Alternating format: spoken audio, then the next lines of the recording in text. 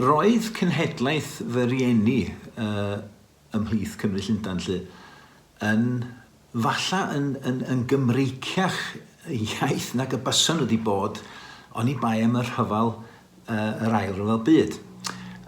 Mi nath yr ail ryfel byd creu rhyw fath o ha bach mihangel yn hanes Gymdeithas Gymraeg yn Llundain oherwydd bod cenhedlaeth gyfa o blant gan gynnwys yn had yn hun wedi cael ei anfon.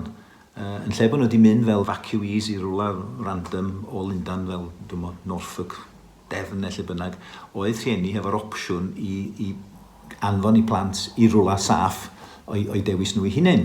A dyna oedd y patrwm gyn Cymru yn Llundain bod nhw'n anfon i plant at Mamgu at y Ci yn y gorllewin gan amla. Ac felly oedd yna rhai wedi cael treulio yr rhyfal cyfan mewn gymdeithas gwbl Gymraeg. Rhai honyn nhw wedi dod nôl i Llundain, falle chydig yn breng i Saesneg. Blwyddyn fi oedd yn had lawr hefo'i ddymgiaid y Ci ynta ym Mhontrefnigaid, a hynny yn Anterth y Blitz o 1940 hyd 1941. Felly oedd hwnna wedi creu, fel dwi'n dweud, cenhedlaeth o Gymru Llundain oedd yn digon cadarn ei hiaith. Ond eto, o ran y trosglwyddo, oedd na, fel dwi'n dweud, oedd na lot o slippage. Dwi'n cofio siarad hefo criw ohono ni oedd yn cwarfod. Criw o Gymru Llundain ifanc oedd yn cwarfod bob nos Wener yn Clwb Cymru Llundain yn Gray's Inn Road. Rhywun yn gofyn rhyw noson, how many of our parents speak Welsh then? So dyma, ni'n mynd rownd. 20 ohono ni'n ista mewn un cylch. Ac wyddwch chi be, oedd 15 ohono ni hefo 2 rhiant oedd yn medru Cymraeg.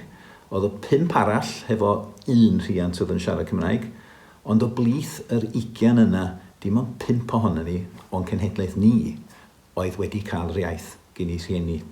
Felly, dyna fo, lot fawr o Gymru Llundain yn y cyfnod yna, yn y dechrau'r 1960au, ddim wedi gweld gwerth i basio'r iaith ymlaen i'w plant nhw.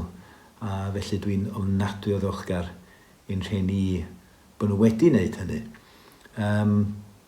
Sydd ddim i ddeud nad o'n i ddim yn clywed lot o Saesneg ar yr aelwyd. Roedd fy mrawd hefo ambell i broblem, a doctor wedi cynghori fy rhieni o dylen nhw, sy'n brafod gan nhw broblemau, achos oedden nhw'n siarad Cymraeg efo fo. Yn ôl doethineb yr oes, ac felly dyma'r iaith yn newid yn fwy wedyn i fod yn Saesneg ar yr aelwyd. Oedden ni'n siarad Cymraeg pen oedden ni'n mynd i capel.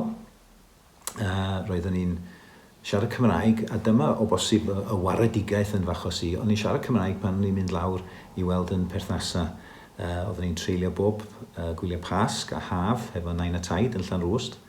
A dyna falle sy'n rhoi cyfri am y ffaith mae acen gogleddol sydd gen i mwy na acen gorllewinol. Achos oedden ni hefyd yn mynd at hen gartra yn Nhad Cu ym Mhontrefnigaid. Ond roedd trwch y boblogaeth yn Llundain yn rhai o'r gorllewin. Yn i radda mae nela hynny a demographics, os oes ti'n byw yn y gogledd, os ti'n fwy tueddol i fynd i geisio byd gwell y Manceinion neu Lerpwl, y rhai yn y gorllewin ac yn y de oedd falle'n fwy tueddol i ddod i Llundain. Cenhedlaeth cyn hynny, wrth gwrs, oedden nhw'n pentyrru i bentrefi glofal y gogledd ddwyrain, ac yn wir, mae gen i lot o deulu lawr yn hen gymoedd glofal Morgannwg. Ond yng nghenhedlaeth fy Nhad Cu, ath fynta a'i 2 frawd i Llundain i weithio yn y banc. Oedd gynnyn nhw gemdryd oedd yn gweithio yn y busnes llaeth, a hwnnw oedd, os da chi'n sôn am bobl o be oedd y Cymru yn wneud yn Llundain, dyna'r atab sy'n ti'n cael fel arfer, gweithio mewn busnesau llaeth. Oedd gynnyn ni berthnasa oedd yn gwneud hynny lle, ond na, mynd i weithio'n banc ddari ty Cu. Oedd Ceredigion, y sir yna a'r orllewin Cymru, yn sir gyda'r tlota mae'n debyg, diwedd ail hanner y bedwaredd ganrif o 15. Ac felly oedd na dynfa i Lundain i geisio byd gwell. Ac roedden nhw wedi ffindio bod nhw'n medru defnyddio i sgiliau amaethyddol, os liciwch chi, i gadw gwartheg yn Llundain, yn aml iawn, yng nghefn y busnes llaeth, a wedyn nhw'n mynd allan i rhywle fel Hackney Marshes i bori wedyn am 3 mis nôl ymlaen, fel bod nhw ddim yn colli gormod o gyflwr yn fod yn pori neu'n ymbesgu ac yn creu llaeth dan do yn nghefn rhyw stryd yn Llundain. Dyna oedden nhw'n ei wneud, a wedyn yn raddol dyma busnes y llaeth yn esblygu o fod yn bobl oedd yn cadw gwartheg i bobl oedd yn prynu llefrith mewn ac yn cadw siopa. Mi oedd na garfan helaeth arall oedd yn gweithio mewn retail ar lefel wahanol. Dyna yn wir athan hen dy ci i Lundain i weithio mewn siop draper. Yna lot fawr o Gymru yn neud hynny. Eto, cryn dipyn ohonyn nhw wedi dod o Geredigion a Sir Gar.